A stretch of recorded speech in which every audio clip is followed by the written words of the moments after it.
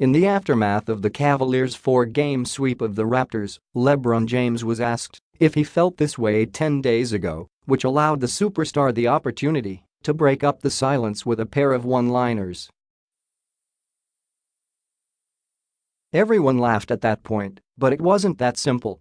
James was quick to redirect his answer with the truth about how he felt when Indiana beat Cleveland 121-87 to force a Game 7 in the first round of the Eastern Conference playoffs, which was a long way from the 128-93 victory the Cavaliers enjoyed Tuesday, AEST, at Quicken Loans Arena.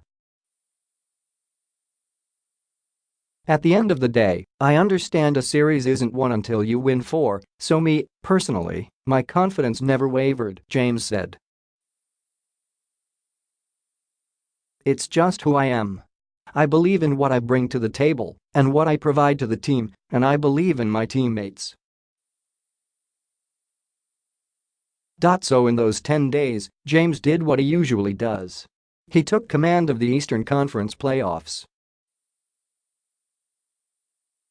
He's averaging 33.9 points, 9.4 rebounds and 9.0 assists in 11 games, but we are used to all that.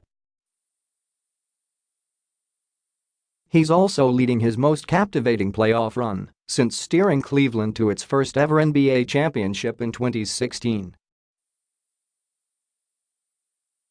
If this continues, then he will have a new run to put atop a very impressive list. Think about it. When he first reached the NBA Finals in 2007, you knew more trips were coming. When he lost to the Celtics in 2010, you knew he was going. He's won and lost NBA Finals series in between, but you counted on him to be there. 10 days ago that wasn't the case, and 10 minutes from now that feeling might change.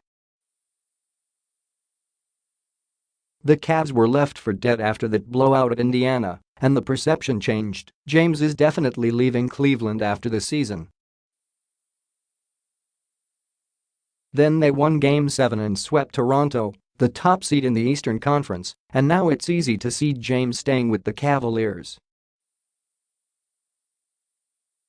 He spliced in 2 buzzer beaters at Quicken Loans Arena and nearly made a third in Game 1 against Toronto, but the message is consistent with the new supporting cast. Lose by 34. Win by 35. James finds a way to make sure Cleveland comes out ahead. As everyone was burying my teammates alive throughout that first-round series, I just continued to tell them, listen, we can't win without each and everyone doing their job and being as great as they can be, James said. I continued to preach that. Preach on, LeBron. There is not a more fascinating storyline in the playoffs. James somehow trumps Golden State's run for a third championship in 4 years, James Harden's bid to get Houston to the NBA Finals, Boston's make its work run without Kyrie Irving, and Gordon Hayward out or Philadelphia's bid to rally behind Ben Simmons and Joel Embiid. Everybody wants to know what James will do next, or at least they should. The next 10 days or so will still revolve around the Cavaliers as James tries to lead a team to the NBA Finals for the 8th consecutive season. We'll pass the downtime with the increasingly contemptuous legacy arguments with Michael Jordan after each playoff game. It's an exercise that should be put on hold until James is finished, but we can say this with certainty, this portion of James' career is more interesting, albeit for different reasons.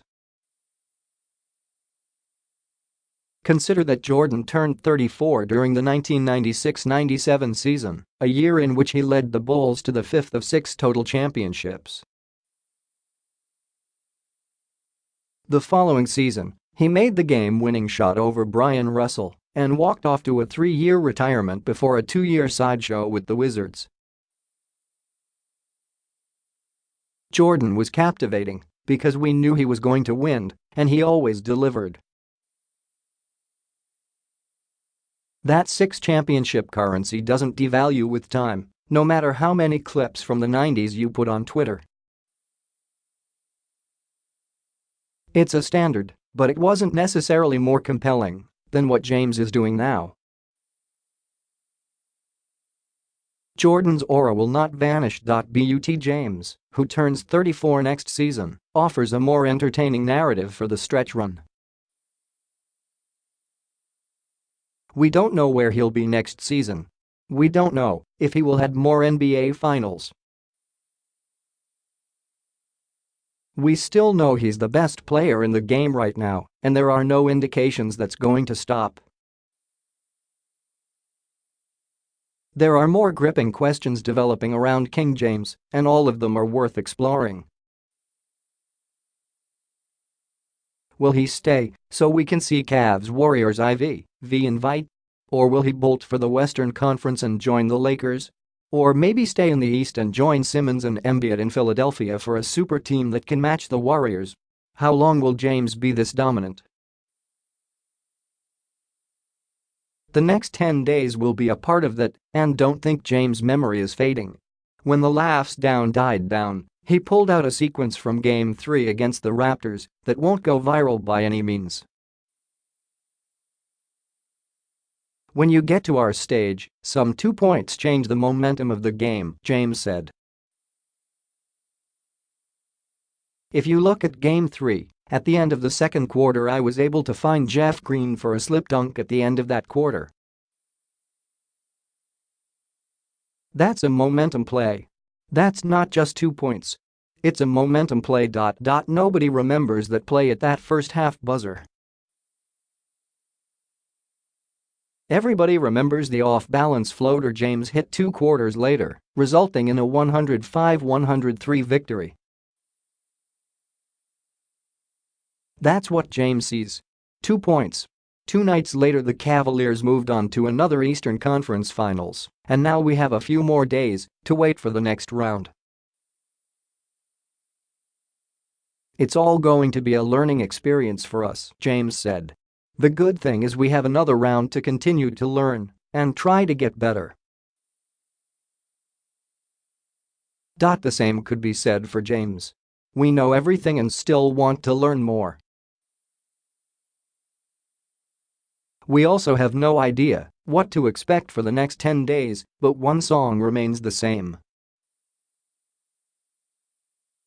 We'll remember what happens next forever, and there's nothing more captivating than that.